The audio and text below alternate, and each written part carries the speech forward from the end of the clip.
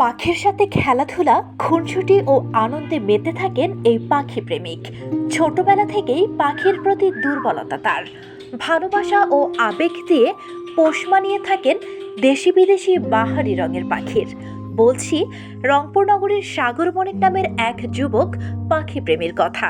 শাসন বারণ উপেক্ষা করেও পাখির প্রতি অগাধ ভালোবাসা তার, যেন নিত্যদিনের সঙ্গী তার পোষা পাখিগুলো। 2000 সালের দিকে আর কি আমি সর্বপ্রথম, আমার মনে হয় একটা সময় আমার বাবাও, যখন নাকি আমার বাবারা পুরান ঢাকার মানুষ, সে নিজেও একটা সময় অনেক বেশি কবুতরের প্রতি আসক্ত ছিল। তো যাই হোক, ওখান থেকেই আমার বাবা চাচা তারা আসলে এই ধরনের জিনিসের প্রতি আসক্ত ছিল। তো ওখান থেকে আমারও নেশা আসছে। আমি যখন ক্লাস 5-এ পড়ি, 2000 কিংবা 2001 সালের এই দিকে, তখন থেকে আমি একজোড়া কবুতর কিনছিলাম। তো ওই কবুতর থেকেই প্রথম থেকে শুরু।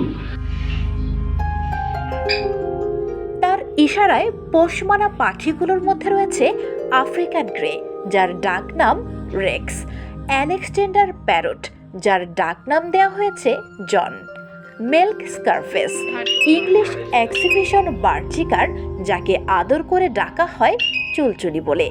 এছাড়াও রয়েছে ঝুটিওয়ালা কবুতর। সমাজের চারিদিকে তাকালে চোখে পড়ে হাজারো প্রেমিক, কিন্তু ব্যতিক্রমী এই পাখি প্রেমী যেন ভিন্ন অনুভূতির।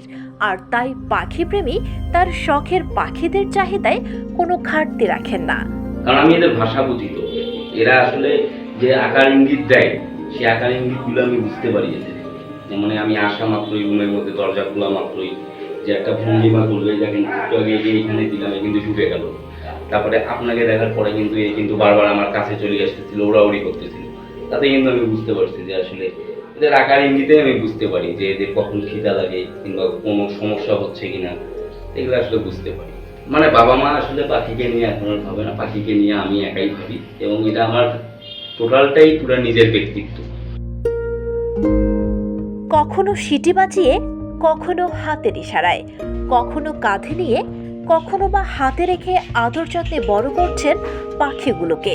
শখের বশে হলেও পাখিগুলো তার কথা বোঝার ও সঙ্গ দেয়ার একমাত্র সাথী।